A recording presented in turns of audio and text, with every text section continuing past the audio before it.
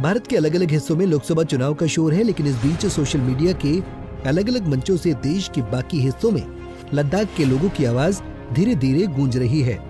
दरअसल जम्मू कश्मीर से अलग होकर बने केंद्र शासित प्रदेश लद्दाख में स्थानीय लोग अपनी मांगों को लेकर लेह से लेकर करगिल तक आंदोलनरत है। पिछले कई महीनों से अलग अलग इलाकों में अनशन का दौर भी जारी है। प्रधानमंत्री नरेंद्र मोदी की अगुवाई वाली केंद्र सरकार से लद्दाख के लोगों की कई मांगे हैं।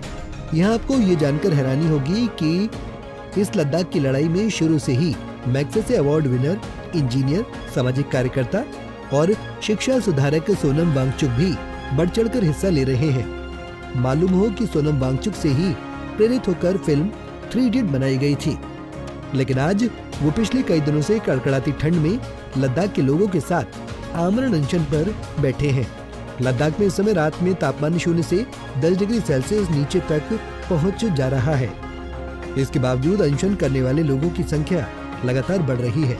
शायद आपके जहन में ये सवाल उठ रहा होगा कि आखिर लद्दाख के लोगों की वो कौन सी मांगे हैं जिसको लेकर वहाँ के लोग -10 डिग्री सेंटीग्रेड तापमान में आमरण अनशन कर रहे हैं। जानने के लिए देखिए हमारी ये खास रिपोर्ट।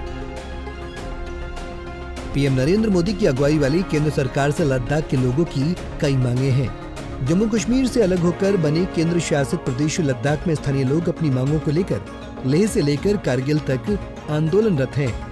इन मांगों में सबसे ज्यादा जोर संविधान की 6ठी अनुसूची में शामिल करने पर है। मालूम हो कि 6ठी अनुसूची को लेकर लद्दाख के लोगों की मांग नई नहीं है। यहाँ के लोग पहले से ही इस मांग को उठाते आए हैं। बता दें कि जिस प्रमुख मांग को लेकर आज लद्दाख के लोग अनशन पर बैठे हैं, उसे पूरा करने का वादा भारतीय जनता पार्टी पिछले 5 साल से करती आ रही है। बीजेपी के 2019 के लोकसभा चुनाव से संबंधित घोषणा पत्र में ये वादा शामिल था।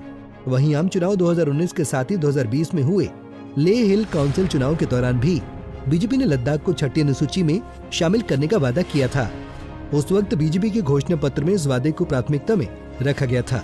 बीजेपी लद्दाख के लोगों से 6ठी अनुसूची का वादा कर 2019 का लोकसभा चुनाव जीत गई थी। साथ ही इसी वादे को आधार बनाकर बीजेपी अक्टूबर 2020 में लेह जिले के काउंसिल के चुनाव में बहुमत हासिल करने में कामयाब हो गई थी। लेकिन इस चुनाव के बाद 6ठी अनुसूची की मांग को लेकर केंद्र में विराजमान मोदी सरकार की खामोशी से स्थानीय लोगों का धैर्य जवाब देने लगा है। अपनी मांगों को लेकर लद्दाख के लोग तकरीबन 1 साल से आंदोलन को तेज करने में जुटे हैं। भारतीय संविधान में कुल 12 अनुसूची हैं। इसमें 6ठी अनुसूची का संबंध असम, मेघालय, त्रिपुरा और मिजोरम के जनजातीय क्षेत्रों के प्रशासन से है 6ठी अनुसूची में शामिल होने से खास इलाके को स्थानीय प्रशासन के नजरिए से विशेष प्रकार का जनजातीय दर्जा मिल जाता है। फिलहाल इन चारों राज्यों के 10 जिले 6ठी अनुसूची में शामिल हैं। इन जिलों में से असम, मेघालय और मिजोरम में 3-3 और 1 त्रिपुरा में है। इन जिलों को विशेषाधिकार हासिल है। लोगों का मानना है कि मोदी सरकार 6ठी अनुसूची और राज्य का दर्जा देने की मांग पर फिलहाल समिति के माध्यम से महज खानापूर्ति कर रही है। लद्दाख की इस लड़ाई में शिक्षा सुधारक सोनम वांगचुक बढ़ चढ़कर हिस्सा ले रहे हैं। लद्दाख के लोगों की मांग पर मोदी सरकार के आनाकानी वाले रवैये को देखते हुए सोनम वांगचुक ने लेह में 6 मार्च से 21 दिन का अनशन शुरू किया है। अभी भी उनका अनशन जारी है। सोनम वांगचुक के साथ अनशन में साथ देने के लिए हर दिन लोगों की संख्या बढ़ती जा रही है।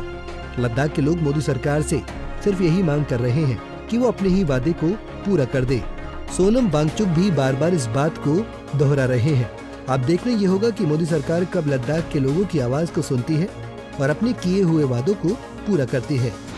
Bureau report, Punjab Kesari TV.